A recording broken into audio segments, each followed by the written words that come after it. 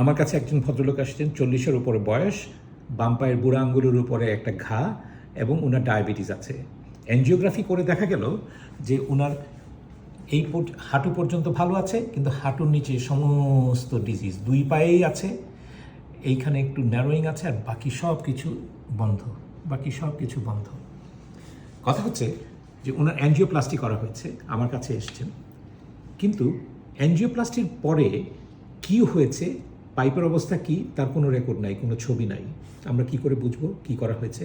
দ্বিতীয়ত, অ্যানজিওপ্লাস্টি করার আগে পায়ের ব্লাড প্রেশার কেমন ছিল, আর অ্যানজিওপ্লাস্টি করার পরে পায়ের ব্লাড প্রেশার কেমন হয়েছে, তারও কোনো রেকর্ড নাই।